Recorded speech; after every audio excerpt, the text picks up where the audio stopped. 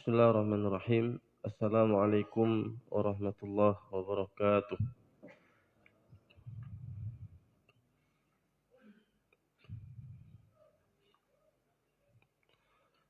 Alhamdulillahi rabbil alamin. Arsala rasulahu bil huda wa dinil haq liyudhhirahu 'ala ad-dini kullih wa kafa billahi shahida. Ashhadu an la ilaha illallah wahdahu la syarika lah wa ashhadu anna Muhammadan 'abduhu wa rasuluh alladzi la nabiyya ba'dah. قال الله تعالى في كتابه الكريم يا أيها الذين آمنوا اتقوا الله حق تقاته ولا تموتن إلا وأنتم مسلمون. Bersyukur kita kepada Allah Subhanahu wa taala atas karunia dan nikmat yang telah diberikan oleh Allah Subhanahu wa taala kepada kita semuanya. Dialah Allah Subhanahu wa taala yang telah memberikan kepada kita nikmat iman. Allah telah memberikan kepada kita nikmat Islam. Allah telah memberikan kepada kita nikmat kesehatan dan nikmat kesempatan, sehingga dengan semua kenikmatan yang Allah Subhanahu wa taala berikan kepada kita, pada malam hari ini kita masih bisa untuk melaksanakan kewajiban kita sebagai hamba Allah, menunaikan salat fardu maghrib secara berjamaah. Kita berharap kepada Allah agar amal ketaatan yang kita lakukan diterima oleh Allah Subhanahu wa taala dan Allah memberikan pahala dari semua amal ketaatan yang telah kita lakukan.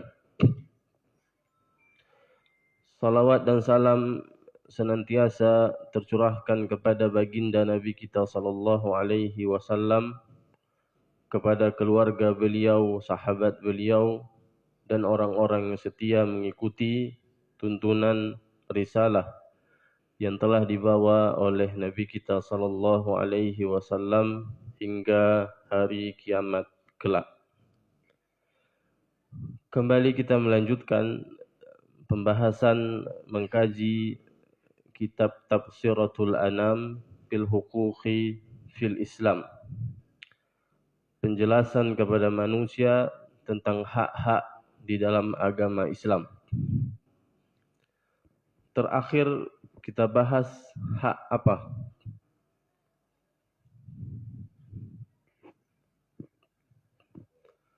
Kedua. Terakhir kita bahas hak-hak yang berkaitan dengan hak ibadah salat.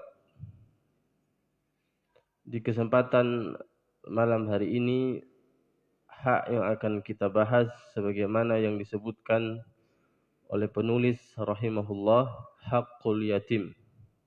Hak-hak yang berkaitan dengan hak anak yatim. Para ulama menyebutkan bahwa rukun akhlak mulia itu ada 3. Kita baru bisa mengklaim diri kita sebagai orang yang berakhlak apabila 3 rukun itu ada pada diri kita. Apa 3 rukun itu? Yang pertama, badlun nada, memberikan kebaikan untuk orang. Yang kedua, kafful adza, menahan diri untuk tidak menyakiti orang. Rasulullah sallallahu alaihi wasallam mengatakan, al-muslimu man salima muslimun min lisanihi wa yadihi. Kata Nabi sallallahu alaihi wasallam, muslim yang paling sempurna itu adalah muslim yang dia bisa menyelamatkan lisannya, dia bisa menyelamatkan anggota tubuhnya untuk tidak menyakiti muslim yang lain. Rukun yang ketiga dari rukun akhlak mulia adalah ihtimalul adza. Ketika ada orang menyakiti kita, maka kita memaafkan orang yang telah menyakiti. Ketika ada orang menyakiti kita, menzalimi kita, maka kita memaafkan orang yang menyakiti tersebut. Inilah 3 rukun akhlak mulia yang disebutkan oleh para ulama. 3 rukun akhlak mulia ini, kita sangat ingin orang lain menerapkannya kepada kita. Kita ingin orang itu berbuat baik kepada kita. Kita ingin orang itu tidak menyakiti kita. Dan kita ingin ketika kita melakukan kejahatan terhadap orang lain, kita ingin orang yang telah kita sakiti itu memaafkan kita. Betul atau tidak? Akan tetapi kita kurang sempurna memberikan 3 perkara itu kepada orang lain. Kita tuntut orang agar memberikan 3 perkara itu kepada kita secara sempurna dalam keadaan kita lalai tidak mau memberikan 3 perkara itu kepada orang. Kita ingin orang berbuat baik kepada kita dalam keadaan kita senantiasa menyakiti orang. Kita ingin tidak disakiti oleh orang lain, tapi perbuatan kita senantiasa menyakiti orang. Kita ingin ketika kita melakukan kesalahan, orang lain itu memaafkan kita dalam keadaan kita begitu berat memberikan maaf kepada orang. Ini namanya tidak adil. Kita menuntut orang sempurna memperlakukan kita dalam perkara akhlak, tetapi ketika kita berakhlak dengan orang, kita tidak sempurna memperlakukan orang dengan akhlak mulia. Betul atau tidak itu? Kita tidak adil terkadang dalam perkara ini. Kita ingin orang berbuat baik kepada kita dalam keadaan kita tidak pernah berbuat baik kepada orang. Kita ingin orang itu memperlakukan kita dengan baik, tidak boleh disakiti. Tapi ketika kita berhubungan dengan orang, perbuatan kita orang. Orang Arab itu pernah mengatakan, man talaba akhan bila aibin, baqiya bila akhin. Barang siapa yang mencari seorang saudara, seorang kawan, seorang sahabat, seorang istri, tanpa ada kesalahan, maka dia tidak akan pernah berjumpa dengan kawan. Siapa saja yang ingin mencari seorang sahabat, ingin cari seorang teman, tanpa ada kesalahan, tanpa ada dosa, maka dia tidak akan pernah bisa berjumpa dengan kawan.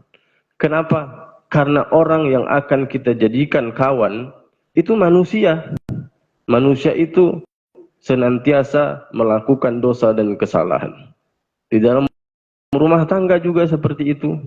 Istri kita itu bukan malaikat, bukan bidadari yang selamat daripada dosa dan kesalahan.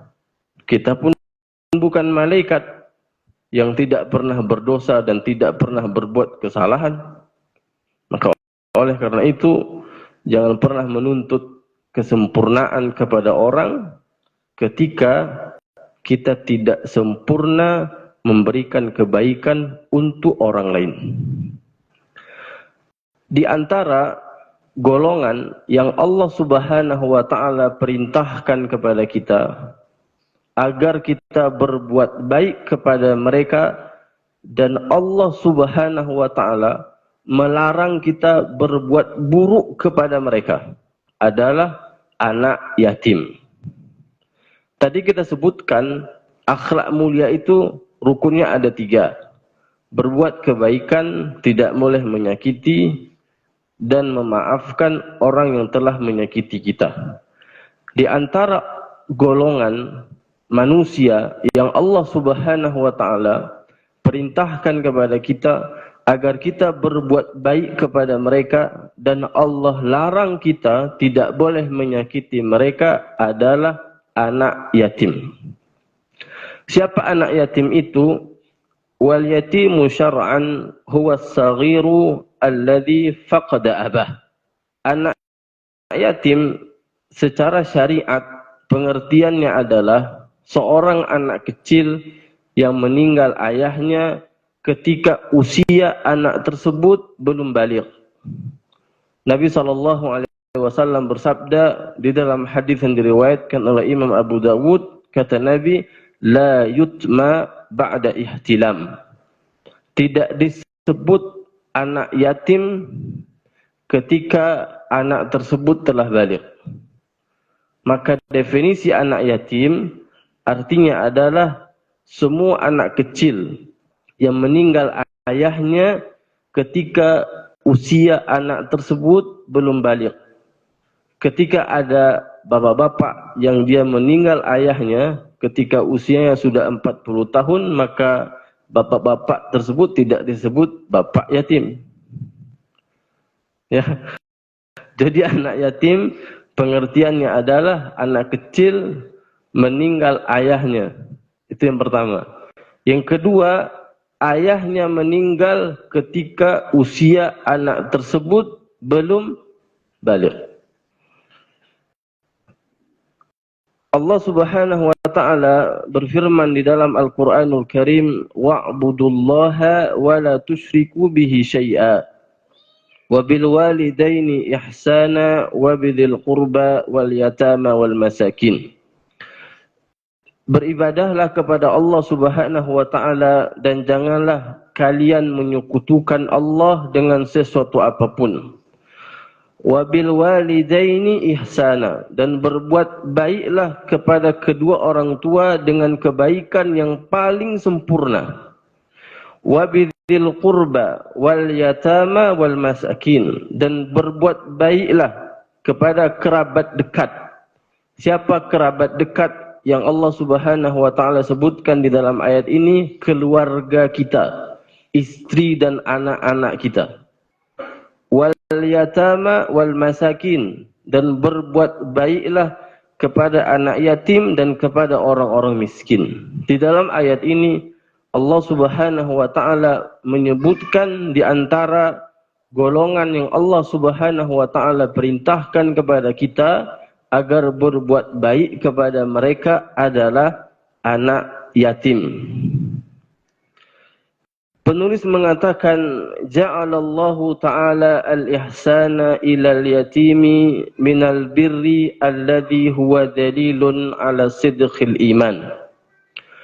Berbuat kebaikan kepada anak yatim itu merupakan dalil, bukti akan kebenaran iman seseorang. Allah Subhanahu wa ta'ala berfirman, laisal birra an tuwallu wujuhakum qibalal masyriqi wal maghribi walakinnal birra man amana billah wal yawmil akhir wal malaikati wal kitabi wan nabiyyin wa atal mala ala hubbihi dhawil qurba wal yatama wal masakin. Kata Allah, bukanlah kebaikan itu bukan hanya menghadapkan wajah ke timur, bukan hanya menghadap wajah ke barat. Akan tetapi kebaikan itu, kata Allah, engkau beriman kepada Allah, beriman kepada hari akhir, beriman kepada malaikat, kepada kitab-kitab yang Allah Ta'ala turunkan, beriman kepada para nabi, dan engkau memberikan harta yang kamu cintai. Kepada siapa? Kepada kerabat dekatmu. Wal yatama, harta yang engkau cintai, harta yang engkau sukai, engkau berikan kepada anak yatim dan kepada orang-orang miskin. Pelajaran di dalam ayat ini, ketika kita ingin bersedekah dengan harta yang kita punya kepada anak yatim, Allah perintahkan kita bersedekah dengan harta yang terbaik. Demikian pula ketika kita memberikan makanan kepada anak yatim, kita memberikan makanan kepada fakir miskin, makanan yang kita berikan bukan makanan sisa yang sudah tidak sanggup lagi kita makan, tetapi makanan yang kita berikan kepada anak yatim, makanan yang kita berikan kepada fakir miskin adalah makanan yang kita sukai. Sebagaimana kita suka dengan makanan itu yang kita berikan untuk anak yatim. Bukan makanan sisa. Haik lihat baju tak intak sama anak yatim. Atau makanan yang sudah memang tidak sanggup lagi kita makan, lebih terlalu banyak di rumah kita lalu kita beri untuk anak yatim. Di dalam surah Al-Insan, Allah Subhanahu wa taala menyebutkan salah satu sifat penghuni surga, kata Allah Subhanahu wa taala, wa yut'imuna at-ta'ama 'ala hubbihi miskinan wa yatiman wa asira. Innama nut'imukum liwajhillah la nuridu minkum jazaa'an wala syukura. Kata Allah Subhanahu wa taala, innama nut'imukum liwajhillah. Sesungguhnya kami memberikan makanan. Wa yut'imuna at-ta'ama 'ala hubbihi miskinan wa yatiman wa asira. Sesungguhnya mereka memberikan makanan yang mereka sukai kepada siapa? Kepada anak yatim, kepada fakir miskin, dan kepada tawanan. Makanan yang mereka sukai, itu yang mereka berikan untuk anak yatim. Makanan yang mereka sukai, itu yang mereka berikan untuk fakir miskin. Apa tujuan mereka memberikan makanan untuk anak yatim? Apa tujuan mereka memberikan makanan untuk fakir miskin? Innama nut'imukum liwajhillah la nuridu minkum jazaa'an wala syukura. Sesungguhnya kami memberikan makanan untuk mereka semata-mata hanya mengharap wajah Allah. Kami tidak berharap pujian dari manusia.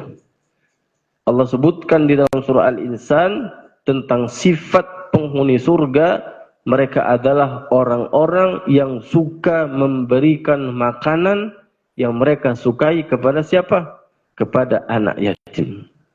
Makanan yang mereka sukai bukan makanan yang sudah tidak sanggup lagi mereka makan, lalu mereka kasih untuk anak yatim. Sidang jamaah yang dimuliakan Allah Subhanahu wa taala. Demikian pula Allah Subhanahu wa taala berfirman di dalam Al-Qur'anul Karim pada surah Ad-Duha, kata Allah, "Fa ammal yatima fala taqhar." Adapun kepada anak yatim, maka janganlah engkau membentaknya. Syekh Abdurrahman bin Nasir As-Sa'di rahimahullah dalam kitab tafsirnya, ketika beliau menafsirkan ayat ini, beliau mengatakan, perhatikan kata beliau, wasna' bihi kama tuhibbu an yusna'a biwaladika min ba'dik. Berbuatlah kebaikan untuk anak yatim sebagaimana engkau ingin anakmu diperlakukan dengan baik ketika engkau sudah meninggal dunia. Kata beliau rahimahullah, wasna' bihi kama tuhibbu an yusna'a lahu biwaladika min ba'dik. Berbuatlah kebaikan untuk anak yatim sebagaimana engkau ingin anakmu diperlakukan oleh orang lain dengan perlakuan yang baik ketika engkau sudah meninggal dunia. Ketika kita sudah meninggal dunia dan kita meninggalkan anak yang masih belum baligh, tentu kita ingin anak kita itu diperlakukan dengan baik oleh orang lain. Betul atau tidak? Itu keinginan kita. Kalau kita ingin anak kita diperlakukan oleh orang lain dengan perlakuan yang baik ketika kita sudah meninggal dunia, maka perlakukan anak yatim seperti itu. Dengan perlakuan yang baik. Karena kita ingin ketika kita sudah meninggal, kita ingin anak kita disantuni oleh orang. Kita ingin anak kita dilihat oleh orang. Kita ingin anak kita diperlakukan dengan baik oleh orang. Kalau kita ingin anak kita diperlakukan dengan baik oleh orang lain ketika kita sudah meninggal dunia, maka ketika kita masih hidup, perlakukanlah anak yatim seperti itu. Jamaah yang dimuliakan Allah Subhanahu wa ta'ala. Di sini beliau rahimahullah menyebutkan dua hak yang berkaitan dengan hak anak yatim.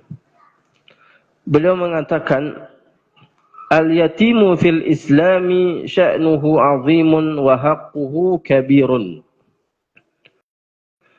Anak yatim di dalam agama Islam itu memiliki kedudukan yang sangat agung.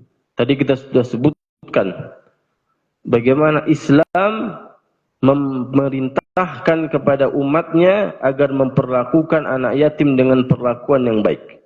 Allah sebutkan di dalam Al-Quran, salah satu golongan yang Allah perintahkan untuk berbuat baik kepada mereka adalah anak yatim. Allah menjadikan salah satu sifat penghuni surga adalah orang-orang yang suka memberikan makanan kepada anak yatim. Dan Allah Subhanahu wa ta'ala juga sebutkan di dalam Al-Quran perintah kepada kita agar tidak menghardik, tidak menzalimi anak yatim. Ini semua dalil yang menunjukkan kepada kita bahwa anak yatim itu memiliki kedudukan yang sangat agung di dalam agama Islam. Wa haqquhu kabirun, dan hak-hak anak yatim itu besar. Wa qad ja'alallahu lil yatimi 'alal muslimina huquqan katsiratan minha. Dan Allah Subhanahu wa ta'ala telah menjadikan bagi anak yatim itu ada hak-hak yang harus kita tunaikan. Apa saja hak-hak anak yatim? Yang pertama, kafalatuhu.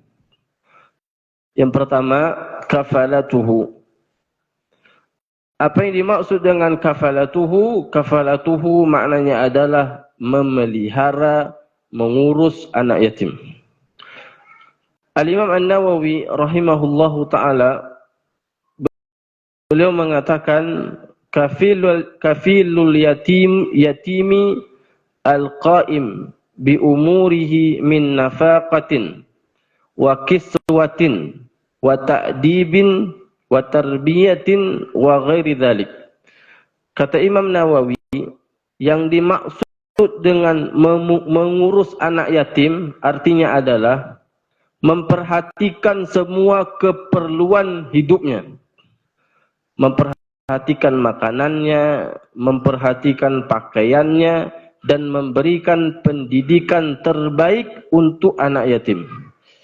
Syekh Sa'ad bin Turki Al-Khaslan hafizahullahu ta'ala, ahli fikih kota Riyadh, beliau pernah mengatakan, ketika kita sekedar memberikan uang kepada anak yatim, itu tidak termasuk di dalam keutamaan mengurus anak yatim. Kita dapat keutamaan bersedekah kepada anak yatim. Ketika kita ingin mendapatkan keutamaan mengurus anak yatim, maka yang harus kita lakukan adalah memperhatikan semua keperluan hidupnya. Ibaratnya kita adopsi dia. Kita perhatikan makanannya, kita perhatikan pakaiannya, dan kita berikan pendidikan terbaik untuk anak tersebut. Ini yang dimaksud dengan mengurus, memelihara anak yatim. Dan mereka inilah yang akan dapat keutamaan menjadi temannya Nabi di surga. Karena Nabi SAW mengatakan, ana wa kafilul yatimi fil jannati hakadha. Kata Nabi SAW, sesungguhnya aku dan orang yang mengurus keperluan anak yatim di surga itu seperti jari telunjuk dengan jari tengah. Jari telunjuk dengan jari tengah. Lalu Nabi SAW merenggangkan. Ketika Nabi SAW menyampaikan hadis ini, Nabi berikan isyarat seperti ini, lalu Nabi renggangkan. Mereka inilah yang akan dapat keutamaan menjadi temannya Nabi di surga. Siapa mereka itu? Orang-orang yang memperhatikan seluruh keperluan anak yatim. Pakaiannya diperhatikan. Jadi bukan sekedar beri uang 5.000 lalu kita berharap dapat keutamaan ini.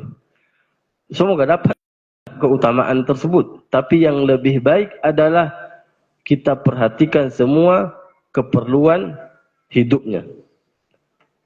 Ini yang dimaksud dengan mengurus atau kafalul yatim.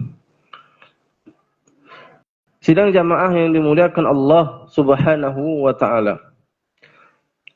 Al-Imam Ibnu Battal rahimahullahu taala ketika beliau menjelaskan hadis yang kita baca tadi, Nabi SAW mengatakan ana wa kafilul yatim fil jannati hakadha wa asyara bis sababati wal wusta.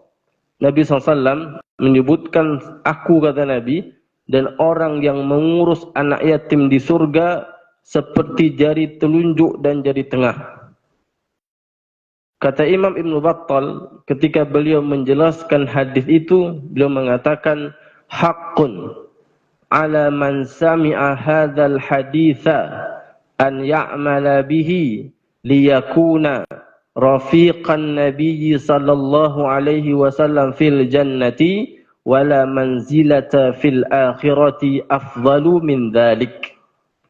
Kata Imam Ibnu Battal rahimahullah, selayaknya bagi orang-orang yang mendengar hadis ini dia mengamalkannya.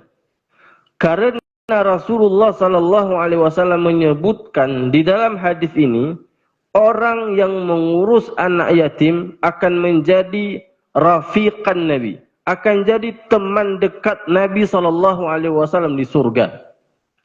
Wala manzilata fil akhirati afdalu min dzalik, dan tidak ada kedudukan yang paling sempurna di hari akhir kecuali itu. Tidak ada kedudukan yang paling sempurna di hari akhirat kecuali menjadi temannya Nabi di surga. Ketika kita menjadi temannya Nabi di surga, berarti derajat surga kita dengan Nabi sama atau tidak? Sama atau tidak?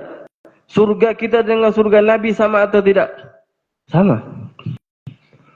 Maka kata Imam Ibnu Battal, selayaknya bagi orang-orang yang mendengar hadis ini dia amalkan. Karena Rasulullah SAW sebutkan di dalam hadis ini bahwasanya orang yang senantiasa mengurus anak yatim, dia bantu keperluan anak yatim, akan menjadi temannya Nabi SAW di surga, dan tidak ada kedudukan yang paling sempurna di hari akhir kecuali itu. Kana Abdullah la ya'kulu ta'aman illa ala qiwanihi yatimun. Abdullah ibnu Umar radhiyallahu anhuma disebutkan tidaklah beliau makan kecuali beliau makan bersama dengan anak yatim. Abdullah ibnu Umar radhiyallahu anhuma, salah seorang sahabat Nabi SAW, disebutkan tidaklah beliau makan makanan kecuali beliau makan bersama dengan anak yatim. Ini menunjukkan kepada kita bagaimana pemuliaan terhadap anak yatim yang dilakukan oleh siapa? Sahabat Abdullah ibnu Umar. Tidaklah beliau makan makanan kecuali beliau makan bersama siapa? Anak yatim. Pasti ada anak yatim yang ikut makan bersama dengan Abdullah ibnu Umar ketika Abdullah ibnu Umar makan. Karena para sahabat Nabi, mereka adalah orang-orang yang sangat bersemangat di dalam mengamalkan apa yang diperintahkan oleh Nabi sallallahu alaihi wasallam. Wa qala Dawud alaihi salam. Berkata Nabi Dawud alaihi salam, kun lil yatimi kal abir rahimi wa'lam annaka kama tazra'u kadzalika tahsudu. Jadilah seorang ayah yang penyayang untuk anak yatim. Kata Nabi Dawud alaihissalam, jadilah seorang ayah yang penyayang kepada anak yatim. Sebagaimana kita sayang kepada anak kita, maka berusahalah untuk menyayangi anak yatim seperti itu. Walaupun hal itu tidak bisa kita lakukan, karena kita tidak bisa memohongi batin kita. Tentu anak kita itu lebih kita sayang daripada anak yatim. Tapi berusahalah untuk menyayangi anak yatim sebagaimana kita sayang anak kita. Wa'lam annaka kama tazra'u kadzalika tahsudu. Kata Nabi Dawud alaihissalam, sebagaimana engkau menanam kebaikan di dunia, maka nanti engkau akan memetik hasilnya pada hari kiamat nanti. Kita hidup di dunia hanya sebentar, tidak lama, hanya 60 sampai dengan 70 tahun. Ketika kita masih hidup, berarti kita masih punya kesempatan untuk berbuat kebaikan. Ketika kita masih hidup, berarti kita masih punya kesempatan untuk bersedekah dengan harta yang kita punya. Akan tiba waktu di mana kita sangat menginginkan untuk beribadah, kita sangat menginginkan untuk bersedekah, tetapi Allah tidak memberikan lagi kesempatan bersedekah kepada kita. Di dalam Al-Quran pada surah Al-Munafiqun, Allah Subhanahu wa taala mengatakan, wa anfiqu mimma razaqnakum min qabli an ya'tiya ahadakumul maut fayaqula rabbi laula akhartani ila ajalin qaribin fa asaddaqa wa akum minas salihin. Kata Allah, dan berinfaklah, bersedekahlah kalian dengan harta yang kalian miliki sebelum tiba yang namanya kematian. Karena ketika telah tiba kematian, kita ingin bersedekah dengan semua harta yang kita punya, maka hal itu tidak bisa kita lakukan. Kesempatan untuk bersedekah sudah tidak ada lagi. Kesempatan untuk beribadah sudah tidak ada lagi. Ketika kita masih hidup di dunia, berarti kita masih punya kesempatan untuk bersedekah. Jamaah yang dimuliakan Allah Subhanahu wa taala muliakan. Harta yang kita miliki, hakikatnya milik kita, itulah harta yang kita sedekahkan. Ketika kita meninggal, Rasulullah SAW menyebutkan jenazah kita itu akan diantar oleh 3 perkara. Yang pertama kata Nabi, ahluhu. Yang kedua kata Nabi, maluhu. Yang ketiga, amaluhu. Yang akan ikut mengantarkan jenazah kita ketika kita meninggal, yang pertama keluarga kita, yang kedua harta kita, yang ketiga adalah amal ketaatan yang kita lakukan. Lalu apa kata Rasulullah? Fayarji'ul itsnain wa yabqa wahid.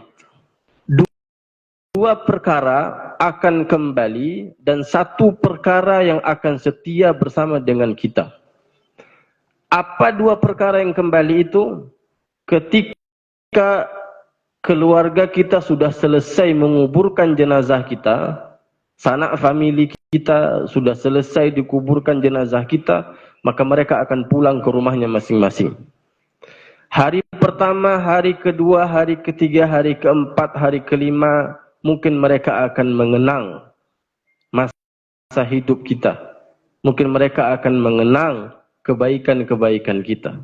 Hari ke-10, ke-11, 12, 20, 100, mungkin mereka sudah melupakan kita. Istri kita mungkin akan dilamar oleh laki-laki yang mungkin lebih baik daripada kita. Mungkin dia akan melupakan semua kebaikan-kebaikan yang pernah kita berikan kepadanya. Itu yang pertama. Yang kedua, kata Nabi, maluhu. yang akan kembali setelah diantar jenazah kita adalah harta kita. Kita punya mobil, mungkin jenazah kita akan diantar dengan mobil yang kita punya. Setelah selesai diantar jenazah kita, mobil kita dimasuk ke kuburan, Pak. Tidak, mobil kita akan pulang ke rumah, akan masuk ke dalam garasi. Mungkin akan dijual oleh istri kita. Dan mungkin akan dibagikan uang hasil dari penjualan mobil itu sebagai harta warisan. Dua akan kembali, kata Nabi. Tidak ada yang setia dengan kita. Harta yang kita tinggalkan ketika kita meninggal dunia, kita tinggal harta. Maka harta itu akan dibagikan kepada ahli waris. Dan mereka yang akan memanfaatkan harta tersebut, mereka yang akan mendapatkan manfaat dari harta itu. Kita bisa menikmati harta itu? Enggak bisa. Bagaimana cara kita nikmati? Kita sudah meninggal. Maka pada hakikatnya harta yang kita kumpulkan betul itu milik kita. Betul itu kita yang cari. Betul itu kita yang kumpulkan. Tapi kita tidak bisa nikmati harta itu. Kita yang kumpulkan, kita yang capek-capek cari kerja, mengumpulkan harta, siang malam banting tulang, meninggal dunia ketika mencari harta. Akhirnya yang menikmati harta itu siapa? Keluarga kita. Maka pada hakikatnya harta yang tidak disedekahkan itu bukan harta kita. Harta yang hakikatnya menjadi harta kita dan kita akan mendapatkan manfaat dari harta itu di alam kubur dan nanti di hari kiamat di padang mahsyar adalah harta yang kita sedekahkan. Itulah yang bisa memberikan manfaat kepada kita. Ngerti atau enggak, Pak? Sahabat Nabi SAW itu bukan orang miskin. Mereka orang-orang kaya. Abdurrahman bin Auf disebutkan ketika beliau meninggal dunia, harta warisan yang ditinggalkan oleh Abdurrahman bin Auf itu 1.200.000 kilogram emas. 1.200.000 kilogram emas. Itu harta warisan yang ditinggalkan oleh Abdurrahman bin Auf ketika meninggal, yang akan dibagikan kepada 4 istri Abdurrahman bin Auf. Ketika perang Tabuk, berapa harta yang disedekahkan oleh Abdurrahman bin Auf? 1/3 dari harta Abdurrahman bin Auf disedekahkan di perang Tabuk. Tapi ketika meninggal dunia, harta beliau yang dia tinggalkan berapa? 1.200.000 kilogram emas. Berarti banyak atau tidak harta Abdurrahman bin Auf? Sahabat Nabi itu bukan orang miskin. Mereka bisa masuk surga dengan harta. Kenapa? Karena mereka tidak tertipu dengan harta. Mereka orang kaya, tapi mereka bisa qanaah.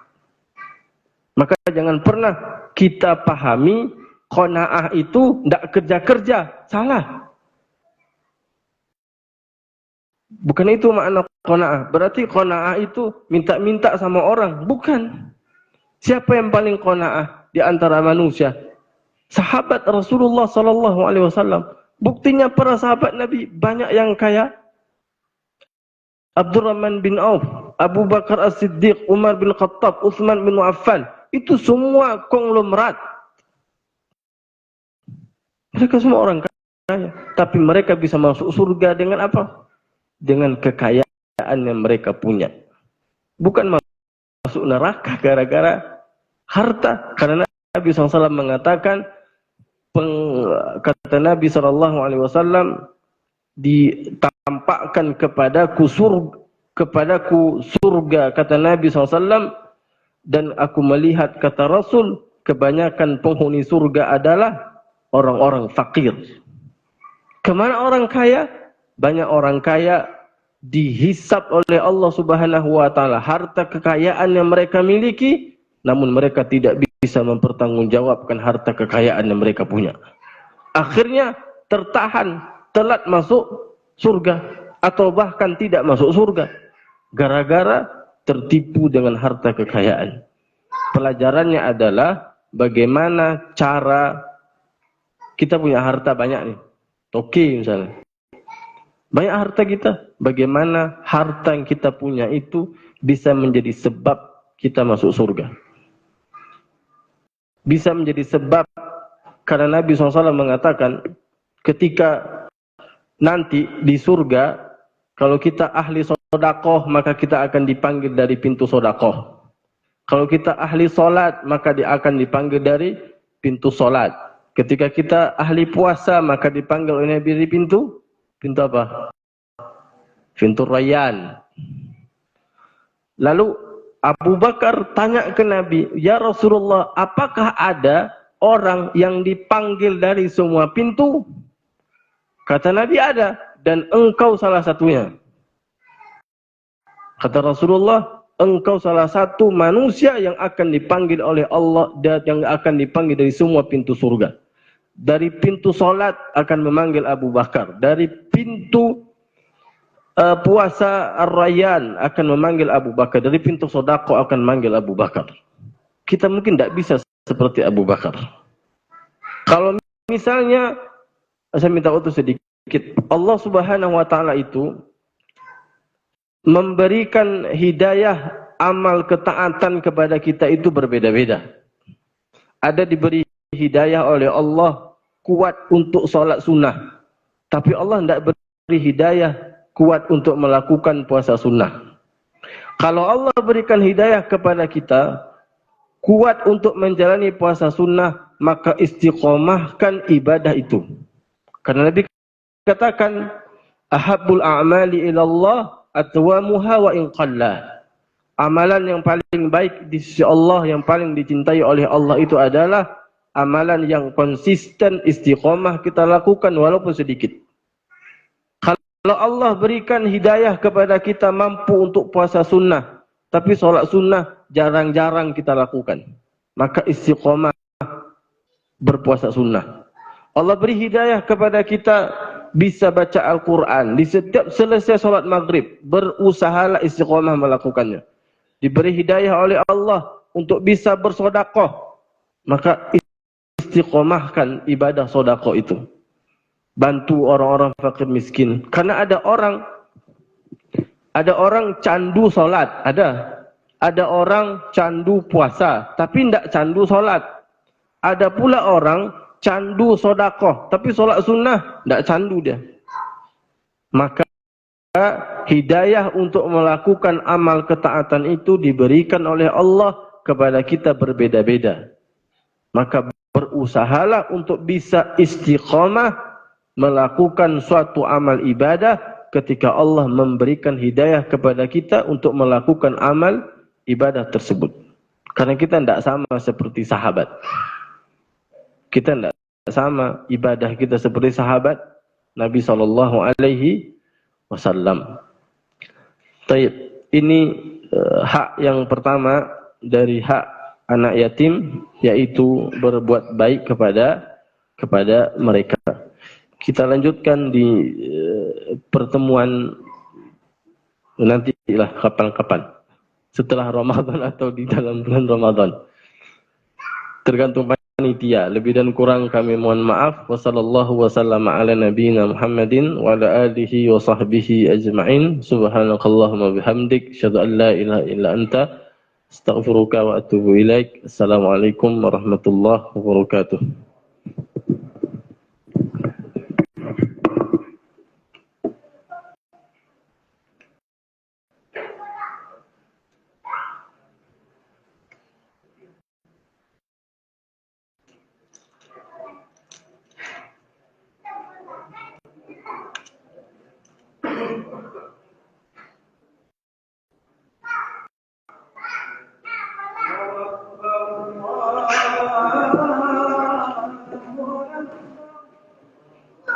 Ada ujian apa?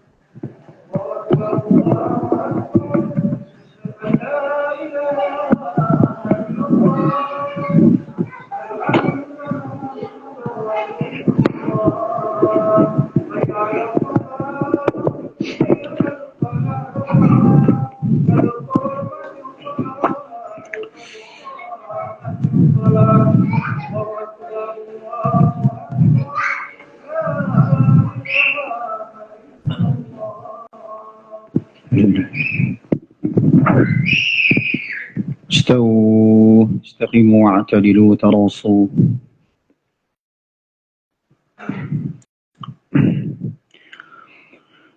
الله أكبر.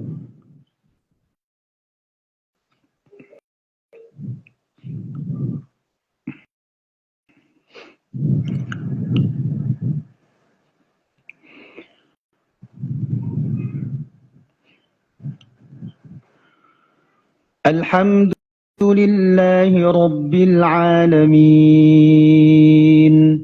الرحمن الرحيم مالك يوم الدين إياك نعبد وإياك نستعين اهدنا الصراط المستقيم صراط الذين أنعمت عليهم غير المغضوب عليهم ولا الضالين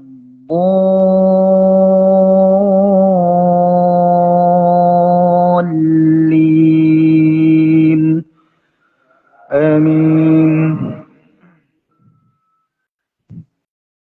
وعلى الثلاثة الذين خلفوا حتى إذا ضاقت عليهم الأرض بما رحبت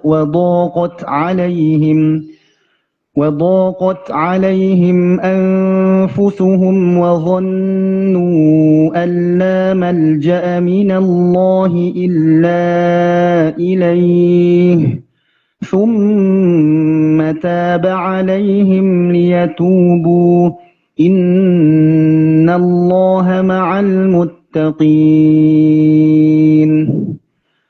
ثم تاب عليهم ليتوبوا إن الله مع المتقين. ما كان لأهل المدينة ومن حولهم من الأعراب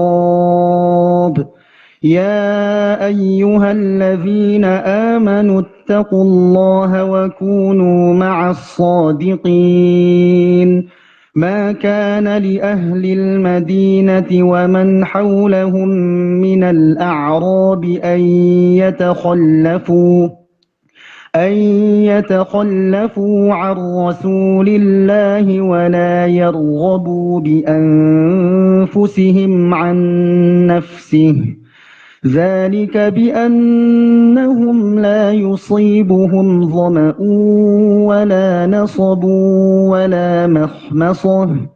ولا مخمصة في سبيل الله ولا يطؤون موطئا يغيظ الكفار ولا ينالون من عدو نيلا إلا كتب لهم به عمل صالح إن الله لا يضيع أجر المحسنين. ولا ينفقون نفقة صغيرة ولا كبيرة ولا يقطعون واديا إلا كتب لهم ليجزيهم الله أحسن ما كانوا يعملون. وما كان المؤمنون لينفروا كافة فلولا نفر من كل فرقة منهم طائفة ليفقهوا في الدين ولينذروا قومهم إذا رجعوا إليهم لعلهم يحذرون. الله أكبر.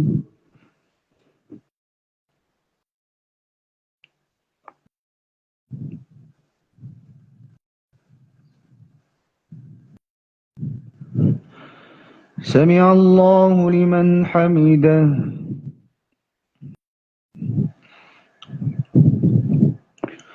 الله أكبر.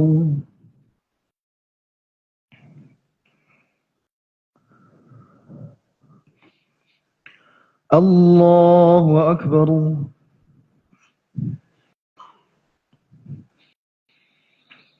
الله أكبر.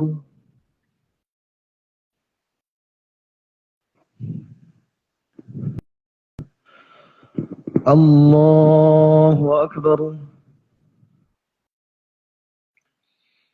الحمد لله رب العالمين الرحمن الرحيم مالك يوم الدين إياك نعبد وإياك نستعين اهدنا الصراط المستقيم صراط الذين أنعمت عليهم غير المغضوب عليهم ولا الضالين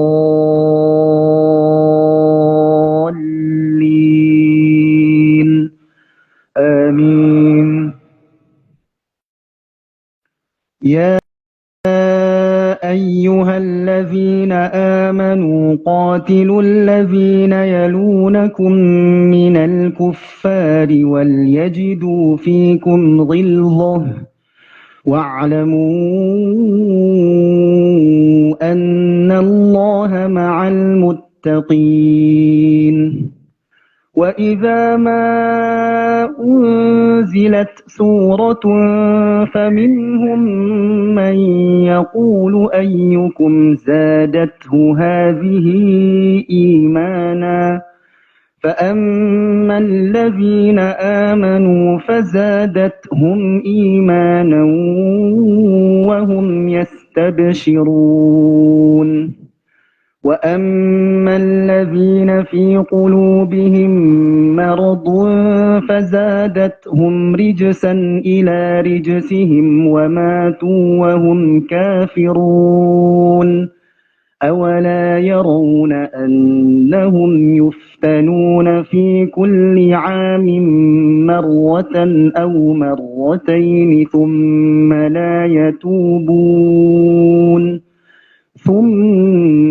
لا يتوبون ولا هم يذكرون. الله أكبر.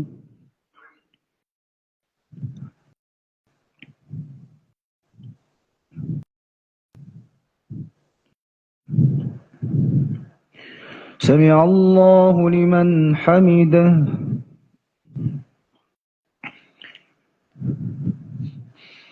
الله أكبر.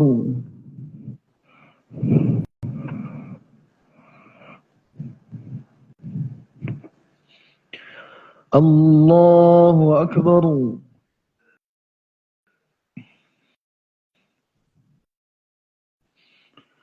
الله أكبر.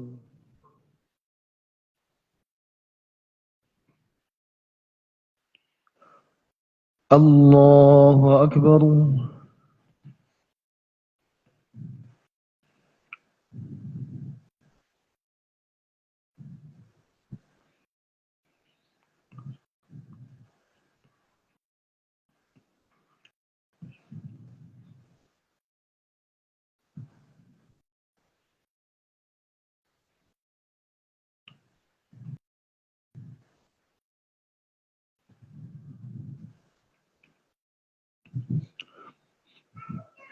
الله أكبر.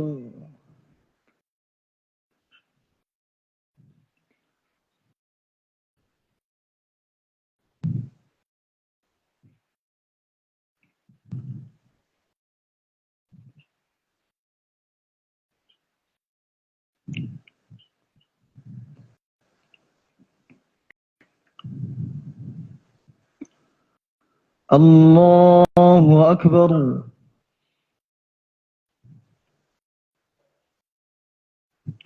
سمع الله لمن حمده. الله أكبر.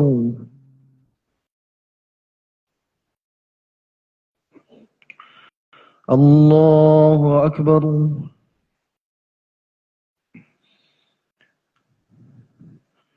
الله أكبر.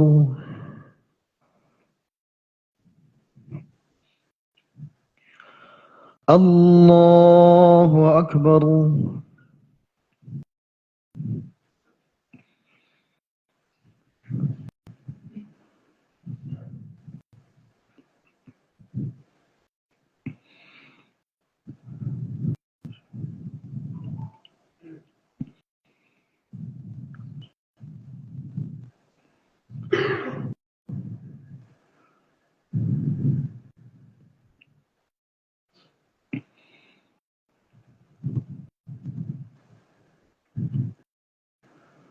الله أكبر.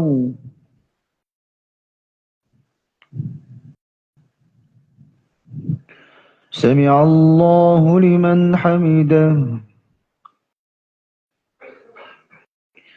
الله أكبر.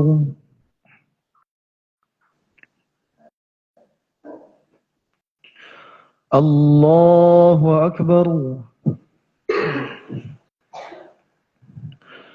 الله أكبر.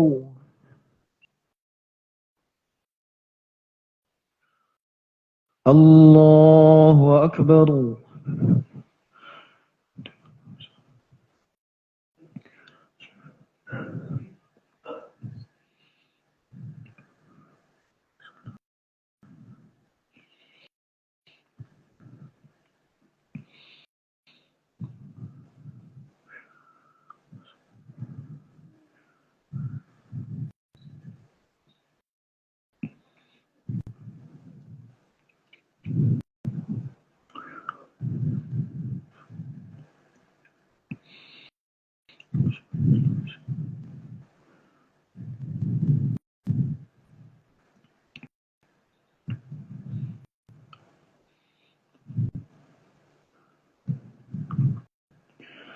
السلام عليكم ورحمة الله.